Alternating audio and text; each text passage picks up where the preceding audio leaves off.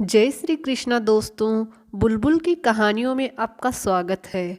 मैं आज आपके लिए लेकर आई हूँ कीर्ति मेहरोत्रा जी की लिखी हुई एक पारिवारिक और रोचक कहानी। कितनी खराब आदत है तुम्हारी शोभा बहू। हर समय आंखें उनिंदी रहती है, हर समय जम्हाई लेती रहती हो। यह सब अच्छे लक्षण नहीं हैं। घर में मनहूसियत की निशानी है। ज़्यादा सोना कोई अच्छी आदत नहीं है। सुबह जल्दी सो और जल्दी उठो। सासू माँ चंद्रिका देवी ने लगभग डांटते हुए कहा, माँ जल्दी सोना कहाँ होता है। रात में 12 बजे ही ऊपर जाने देती हो आप, और लेकिन सुबह अपने समय पर 4 बजे उठना पड़ता है। ऐसे में नींद कहाँ पूरी होती है। आप तो दोपहर में भी नहीं सोने देती, कोई ना कोई काम पकड़ा देती हो। शोभा दबी आवाज़ से बोली, ज़्यादा जबान मत चलाओ, तुम्हें तो हर समय सोने को चाहिए। बहुत ज़्यादा सोना आलस की निशानी होता है। घर में दरिद्रता और रोग आते हैं। मन में तो आया कह दूं, आपका और ननद जी का सोना दरिद्रता और खराब आदत की श्रेणी में नहीं आता।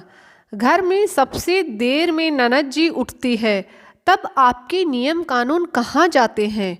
दोपहर में आप और दीदी दोनों सो जाते हैं, लेकिन मुझे कभी साड़ी में फूल लगाने के लिए पकड़ा देती है, या फिर दाल चावल मसाले बीनने पीसने के लिए दे देती हैं।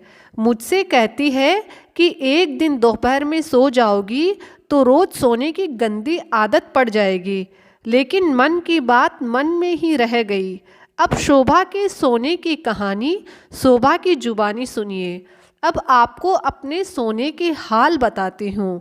ऐसा लगता था जैसे सबको मेरी नींद से ही दुश्मनी थी, खास तौर पर सासू माँ को। पहले दिन ही मुझे सुना दिया गया, हमारे यहाँ सुबह सब जल्दी उठते हैं। घर की बहू के लिए वह जल्दी सुबह 4 बजे होता था, और अगर 4 से सुई 1 मिनट भी इधर उधर हुई तो सीढ़ियों पर पदचाप सुनने की तानों की बारिश हो जाती।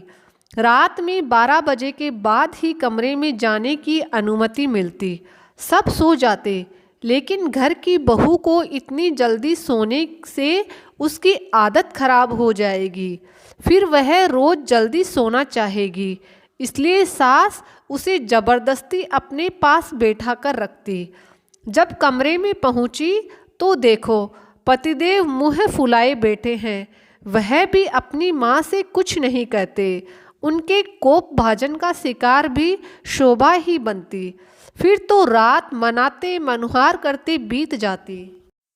नींद का तो नामो निशान नहीं, लेकिन समय तो अपनी गति से चलता है। तो फिर जागने का समय हो जाता। फिर शोभा को और पूरे दिन खूब जमाई आती। इस कदर जम्हाई आती कि आँखों से निरंतर पानी निकलता रहता, तो सबको लगता मैं रो रही हूँ। मायके में दोपहर तक सोने की आदत थी। ससुराल में दोपहर होते ही जैसे ही रसोई का काम निपटता, अपना माँ और बेटी सो जाती, और बहू को घंटी बजने पर दरवाज़ा खोलने का काम या फिर बाकी काम दे दिए जाते। मेरी नींद का यह हाल था कि मैं किचन में सब्जी छोंक कर खड़े खड़े सो जाती।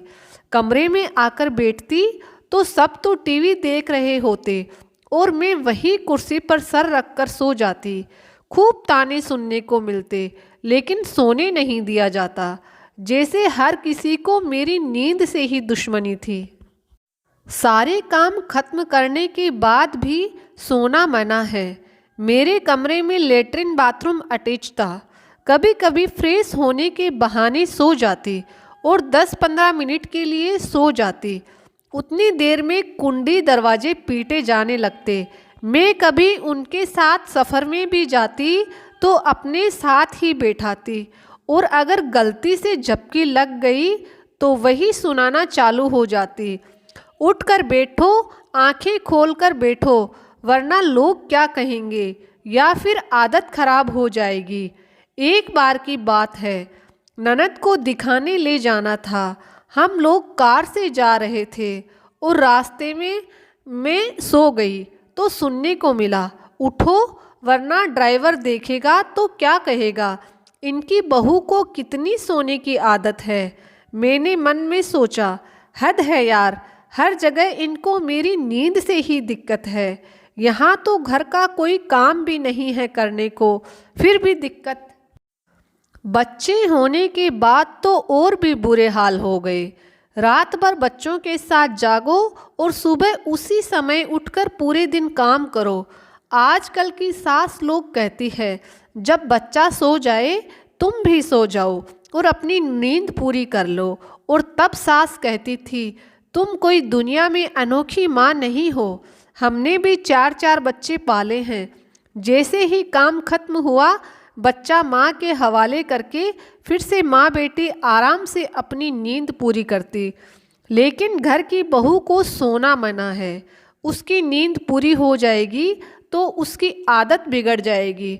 दोस्तों, देखा आपने, घर की बहू को सोने की भी मनाही है। बेटी देर तक सोए तो राजदुलारी सुकुमारी, और बहू जरा सा भी सो ले तो आलसी और कामचोर, और भी पता नहीं कितने नामों से नवाजा जाता है बहू को। सच में पहले का जमाने का ससुराल ऐसा होता था, जिसके बारे में सोचकर आज भी रूह कांप जाती है। दोस्तों, कैसी लगी आपको मेरी ये कहानी?